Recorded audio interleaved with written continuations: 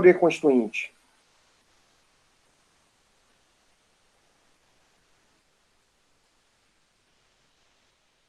Originário.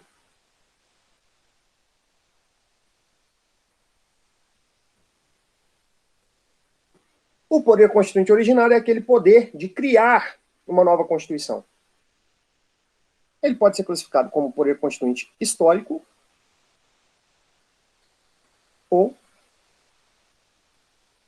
revolucionário.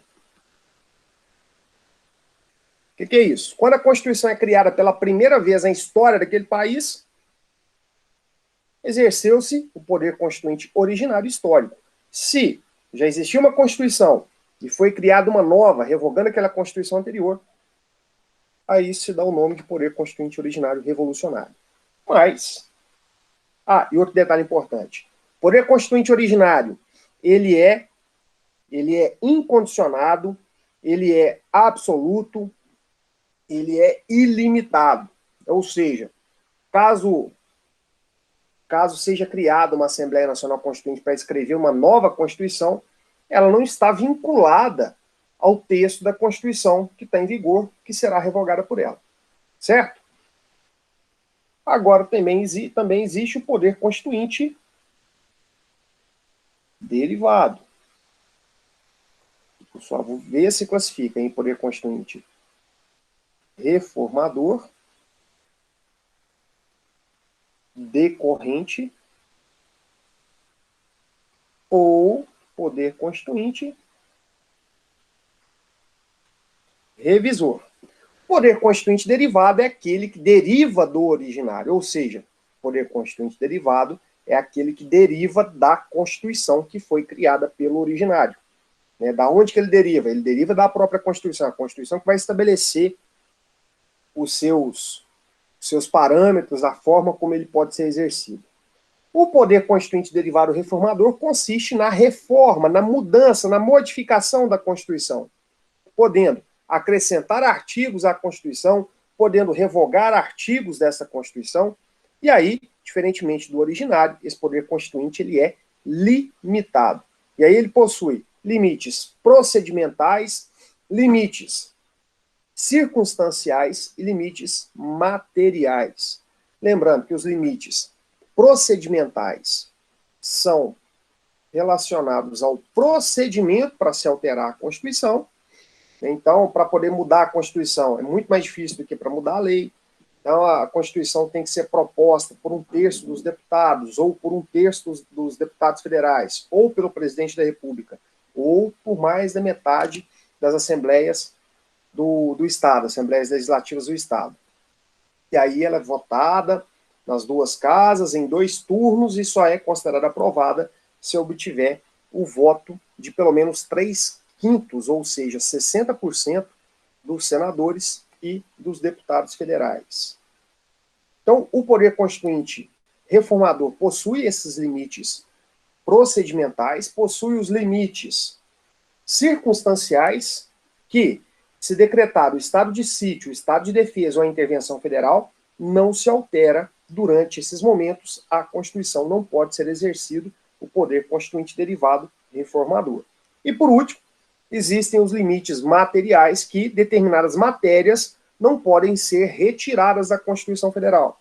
São as famosas cláusulas pétreas que estão previstas lá no artigo 60, parágrafo 4º.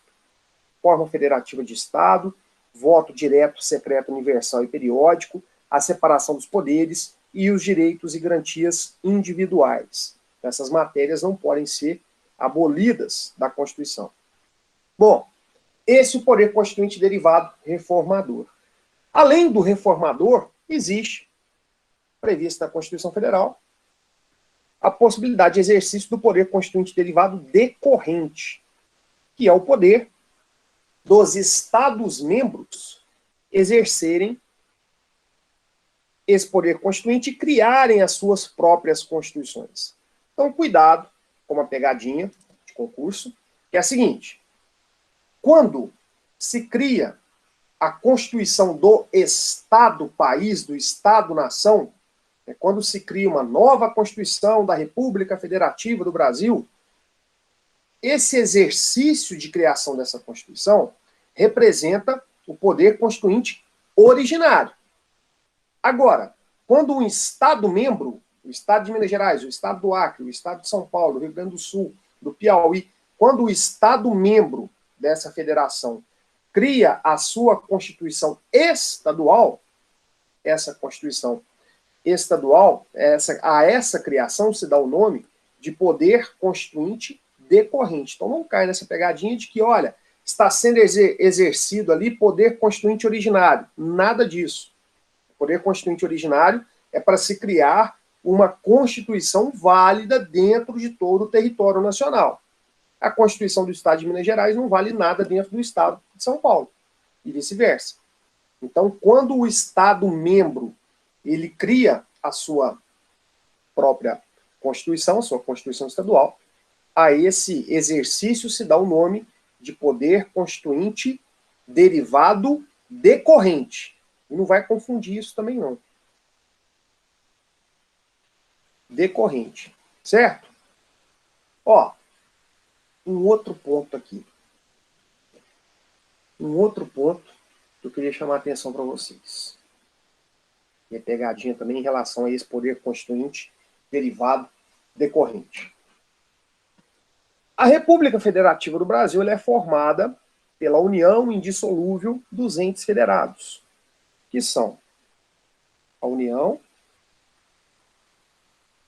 os Estados-membros, que são 26, o Distrito Federal e os municípios.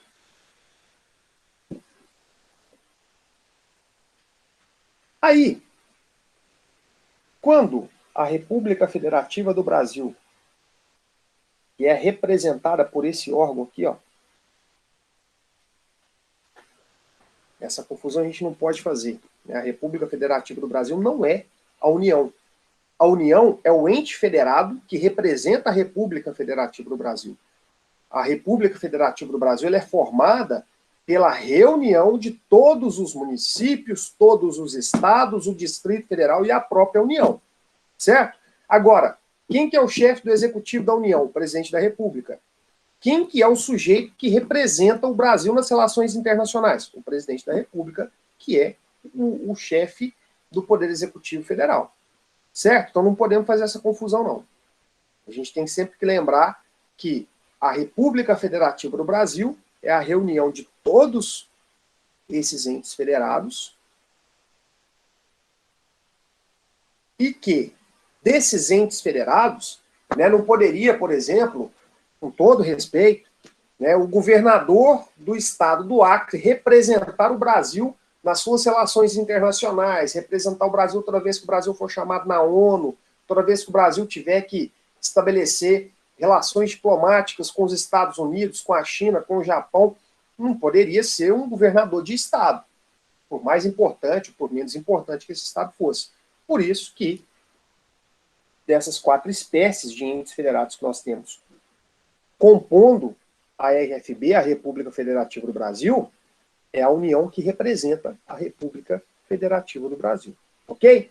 Bom, a Constituição Federal, quando escrita, representa o poder constituinte originário. Os Estados-membros, quando elaboram as suas constituições estaduais, eles exercem o poder constituinte derivado decorrente. E o Distrito Federal e os municípios?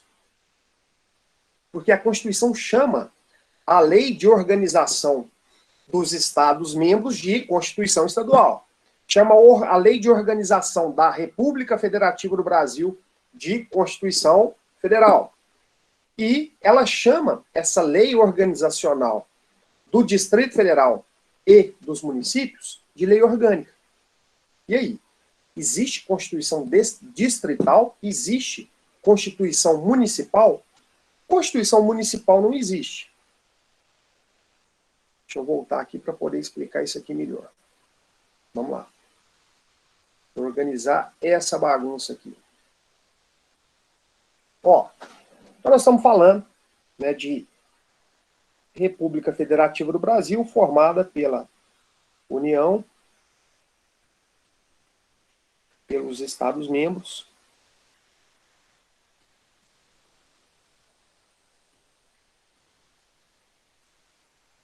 pelos municípios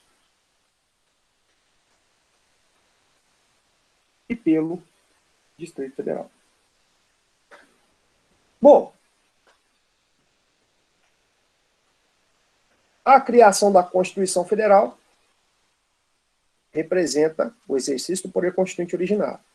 Dos Estados-membros, os Estados-membros só podem elaborar suas constituições estaduais porque retiram esse poder da Constituição Federal. E a Constituição chama de lei orgânica municipal e lei orgânica distrital as normas que organizam política e juridicamente os municípios e distritos federais. Por que, e o Distrito Federal, aliás? Por que eu não posso falar que os municípios têm constituições municipais? É o seguinte: os municípios retiram essa prerrogativa jurídica e política das constituições estaduais, não da Constituição Federal. E o Distrito Federal? Aí sim, a doutrina defende que a lei orgânica distrital pode ser considerada uma Constituição distrital.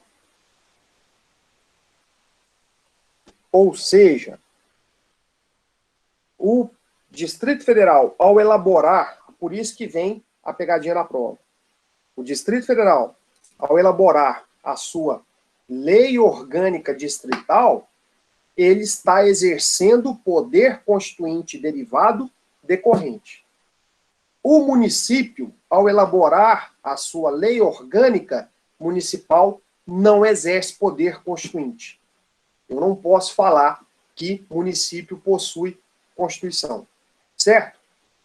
Mesmo porque, gente, os municípios, né, não é ponto de estudo agora, mas os municípios são considerados entes federados anômalos. O que é isso? Entes federados anormais, diferentes. Por quê? Os estados possuem poder judiciário, poder executivo e poder legislativo. O Distrito Federal possui poder executivo, poder legislativo, poder judiciário próprio. A União também. Já ouviram falar em Justiça Federal? Já ouviram falar em Congresso Nacional, em Poder Executivo Federal? Já ouviram falar em Justiça Estadual? Agora, o município tem poder executivo municipal? Tem, chefiado pelo prefeito. Possui poder legislativo municipal? Sim. Sim. É a Câmara de Vereadores. O município possui poder judiciário municipal? Ah, Paulo, mas espera aí. Na minha cidade tem fórum. Sim, na sua cidade pode ter fórum. Mas esse fórum que está instalado na sua cidade, ele é organizado pelo Tribunal de Justiça, que faz parte do Poder Judiciário Estadual. Não existe judiciário municipal. Né? Esse é um dos motivos que o município é um ente federado anômalo, diferente. Logo, o município não possui Constituição, certo? O município não exerce poder constituinte. Os Estados-membros exercem, porque criam as suas constituições estaduais, a União também, né, porque cria a Constituição Federal, e o Distrito Federal, embora a Constituição chame essa norma de lei orgânica distrital, trata-se de verdadeira Constituição distrital, porque o Distrito Federal exerce poder constituinte derivado decorrente. Beleza? Bom, para a gente encerrar aqui a nossa revisão e ver matéria que não foi vista na aula passada, Se eu tiver errado, vocês me corrijam aí, porque senão eu vou ficar repetindo a mesma coisa aqui a aula inteira. O poder constituinte derivado revisor. Expliquei isso na aula passada ou não? Se eu tiver explicado, a gente continua aqui. Se eu não tiver explicado, eu vou explicar agora. O que é o poder constituinte derivado revisor? Beleza. Beleza. Aqui. Então, né, vamos lembrar. Existem 3 espécies de poder constituinte derivado, que deriva do originário, que deriva da Constituição. O reformador, o decorrente e o revisor. O reformador é aquele que reforma a Constituição, que modifica a Constituição.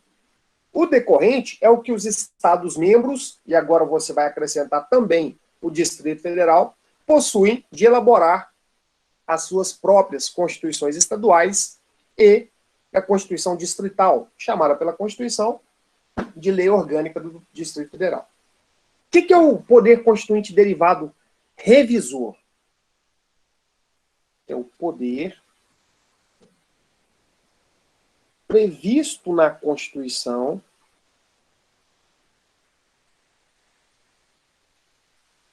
Então, é o poder previsto na Constituição, né, que foi fruto do exercício do poder constituinte originário, poder previsto na Constituição de atualizar, para a gente pegar o gancho aqui do nome dado a esse instituto, né, então o poder previsto na Constituição de atualizar / revisar, poder previsto na Constituição de atualizar, revisar as normas constitucionais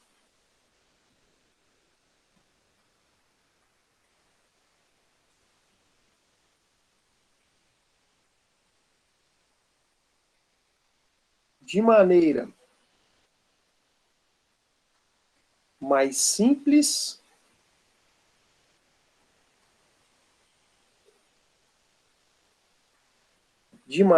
simples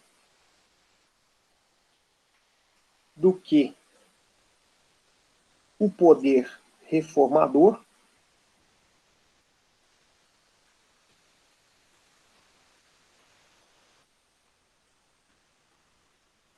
após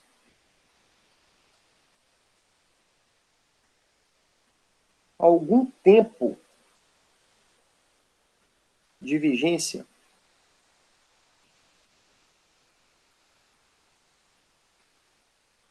Então, poder previsto na Constituição de atualizar, de revisar as normas constitucionais de maneira mais simples do que o poder reformador após algum tempo de vigência do texto constitucional.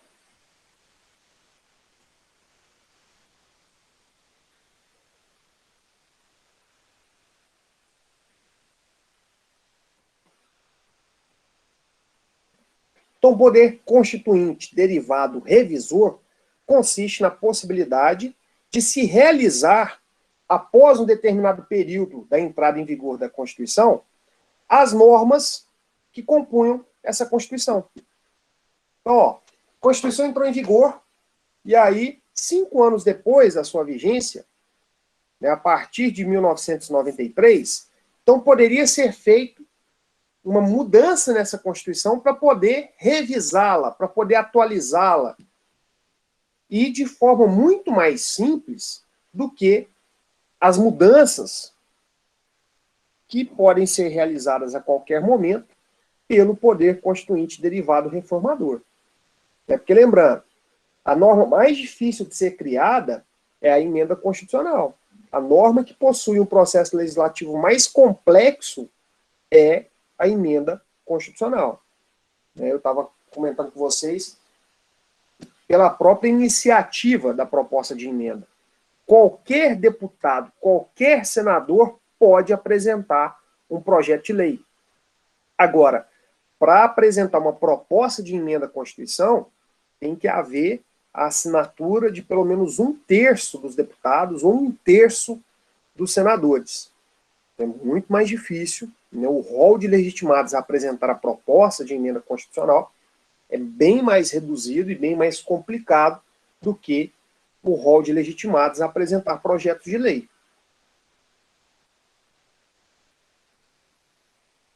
Além disso, a lei ela é votada em um único turno. Ela é votada uma vez na Câmara, uma vez no Senado, pronto. Agora, a proposta de emenda à Constituição, ela é votada 2 vezes. E o quórum é o quórum mais alto que a gente tem, que é o quórum de aprovação de 3/5, de 60% dos membros de cada casa do Congresso Nacional. Agora, para revisar, não. Olha aqui. Previsão do exercício do poder constituinte derivado revisor, lá no artigo 3º do ADCT, o ato das disposições constitucionais transitórias. E olha que interessante. Uma vez realizado o poder constituinte derivado revisor, não é mais possível de se realizá-lo. Ah, é possível hoje, 2021, fazer uma emenda constitucional de revisão? Não é mais possível. Porque a previsão do poder constituinte derivado revisor está no artigo 3º do ADCT. Lembra da característica, né, das características do ato das disposições constitucionais transitórias? E o que prevê o 3º? A revisão constitucional será realizada após 5 anos contados da promulgação da Constituição.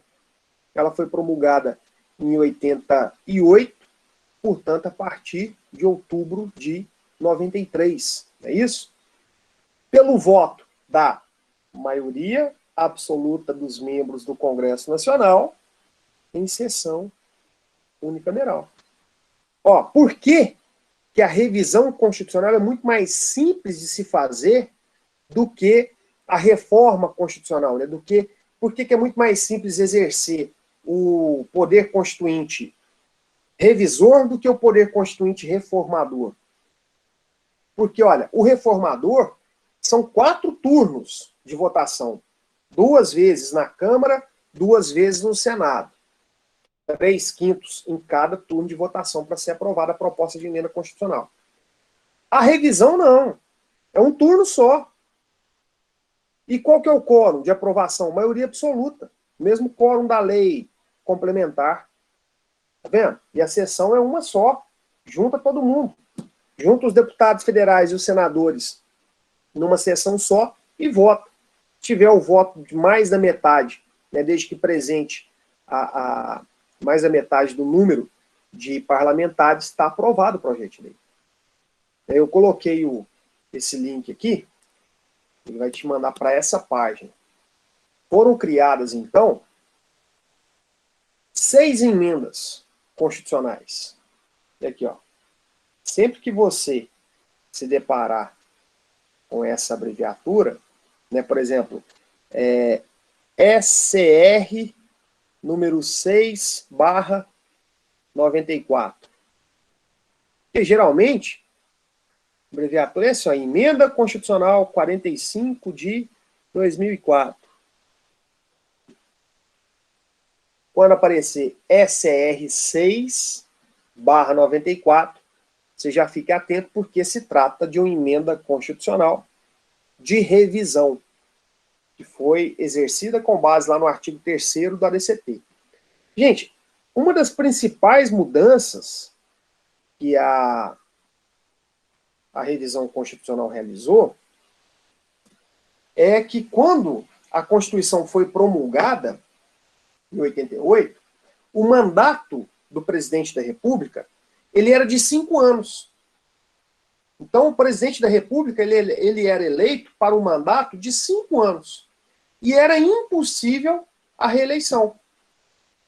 Eu não vou lembrar de cabeça qual das emendas que foi, mas uma dessas emendas constitucionais de revisão, salvo engano aqui é de número 5, mas é um chute, mudou o tempo do mandato do presidente da República. Diminuiu 1 ano e permitiu uma reeleição. Certo? Então, uma das mudanças feitas pelo poder constituinte derivado revisor foi alterar o tempo de duração do mandato do presidente da República e possibilitar uma reeleição apenas. Certo? Aí eu coloquei esse link.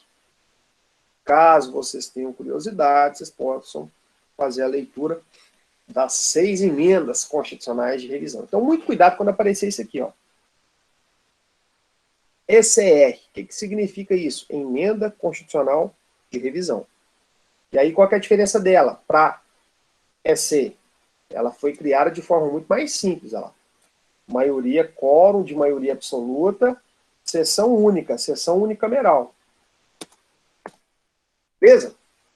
Bom, então, o básico do poder constituinte, nós encerramos, que são o poder constituinte originário, as suas características, e o poder constituinte derivado, as suas espécies, as suas características. Beleza? Isso é o básico que você precisa saber sobre essa matéria. E aí, tanto no capítulo que eu disponibilizei para vocês, quanto né, nos manuais mais atualizados, manuais mais cotados para concurso público, tem se desenvolvido outras 2 espécies, não tão faladas e não tão estudadas, não tão aceitas pela doutrina constitucional, mas que se aparecer na sua prova, você já ouviu falar sobre isso, e aí a chance de você acertar a questão é maior. Mas, repito, doutrina constitucional tradicional vai trabalhar com essas 2 espécies de poder constituinte, o originário e o derivado. Sendo que o originário pode ser classificado como revolucionário ou histórico, e o poder constituinte derivado pode ser classificado como reformador, decorrente e revisor. Certo?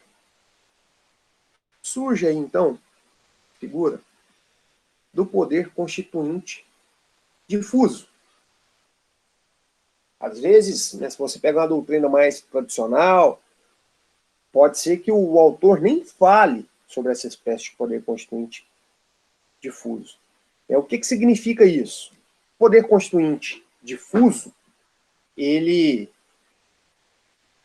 é a possibilidade de mudança informal do texto constitucional. Vamos conceituar isso para a gente poder entender aqui algo um pouquinho diferente. Vamos lá. Poder constituinte difuso. Mudança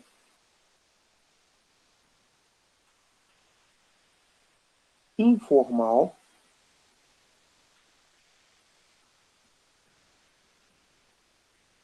do texto constitucional. Mediante a alteração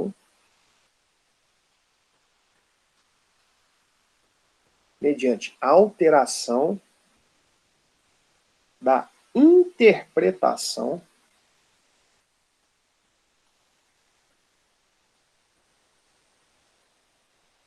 então, mudança informal do texto constitucional mediante a alteração da interpretação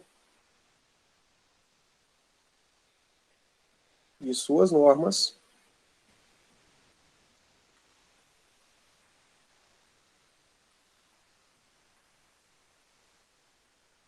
por órgão legítimo.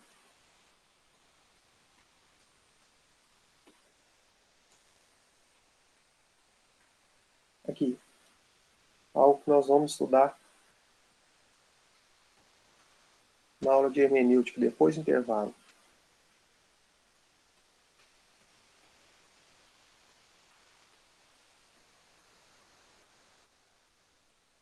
Esse tal do poder constituinte difuso, ele representa a chamada mutação constitucional. O texto da Constituição permanece o mesmo. O que mudou? Mudou a forma de interpretar esse texto. Antes interpretava-se de uma forma, hoje interpreta-se de maneira diferente. Lembra do exemplo lá do biquíni? Proibido biquíni. Se essa regra está em 1920, é porque não pode entrar de biquíni de jeito nenhum. Tem que entrar de maiô para a praia, de maiô, de calça jeans, de camisa de blusa, de um monte de coisa, um monte de roupa. Agora, se hoje você se depara com essa regra, proibido biquíni, é uma praia de nudismo. A regra, o texto permanece o mesmo, mudou a interpretação. E aí outra coisa importante no poder constituinte difuso, né, que representa aqui a mutação constitucional. Uma coisa importante, essa alteração da interpretação não pode ser feita por qualquer pessoa. Ah, não, hoje eu acordei aqui meio de ressaca, e aí eu vou mudar a forma de interpretar a Constituição aqui, eu não estou gostando do sentido desse artigo aqui da Constituição, não. Isso é remutação constitucional, mas de jeito nenhum.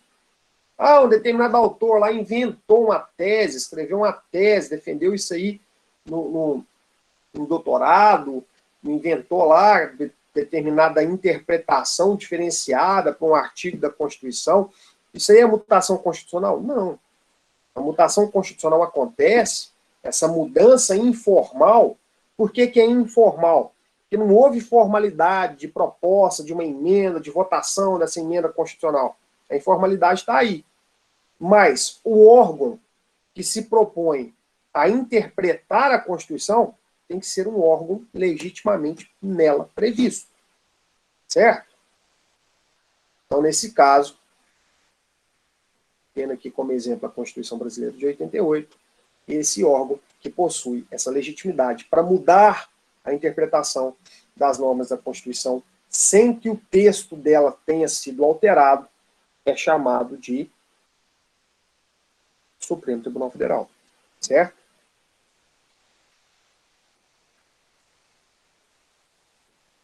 Beleza? Então esse é o tal do poder constituinte difuso. E aí, por último, existe um tal do poder constituinte supranacional. Ó, esses termos, esses estudos, existe um autor brasileiro muito interessante, né, escreve muito sobre isso, eu utilizei durante o meu mestrado, li muitas obras dele, até cito ele no meu livrinho, que é o professor Marcelo Neves. Ele tem esse livrinho aqui. Tá? Transconstitucionalismo. Né? O que é isso?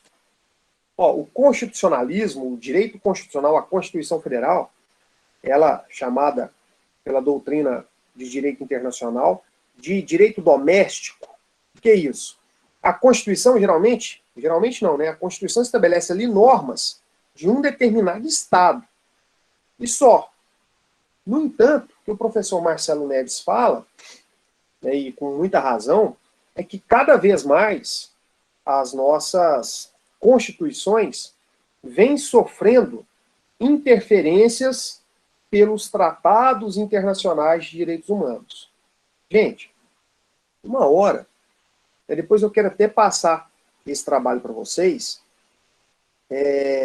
uma hora eu queria que vocês fizessem uma análise boba, né, vocês abrirem o artigo 5º da Constituição Federal e abrirem a Declaração Universal dos Direitos Humanos da ONU, de 1948, pegar e comparar o texto da Declaração Universal dos Direitos Humanos e o texto do artigo 5º da Constituição Federal Brasileira de 88. Vocês vão ver que muita coisa está ali repetida. E mais, tem até normas que provém da Constituição Francesa, lá da Revolução Francesa, da Declaração dos Direitos Humanos, lá da Revolução Francesa, do final do século XVIII. Então vocês vão ver que muito dos direitos que são positivados hoje são influenciados por esses movimentos de proteção e promoção dos direitos humanos.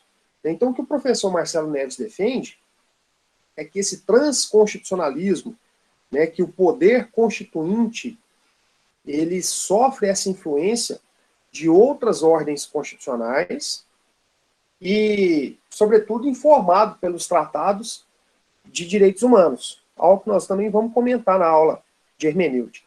Então, o que seria o poder constituinte supranacional? É a influência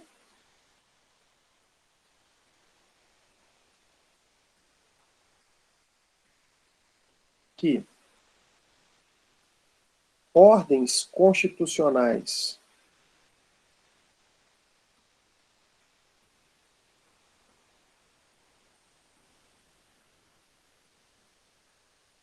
estrangeiras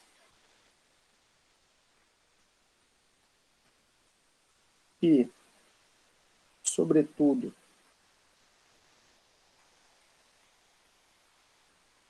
os tratados internacionais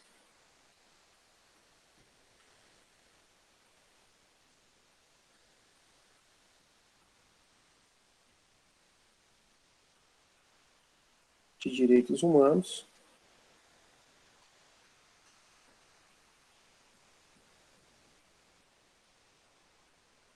então, é a influência que ordens constitucionais estrangeiras e, sobretudo, os tratados internacionais de direitos humanos exercem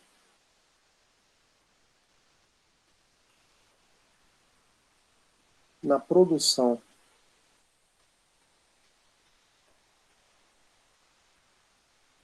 de normas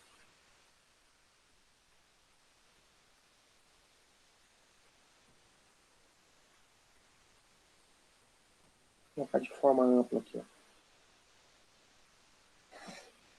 Exerce na produção de normas internas.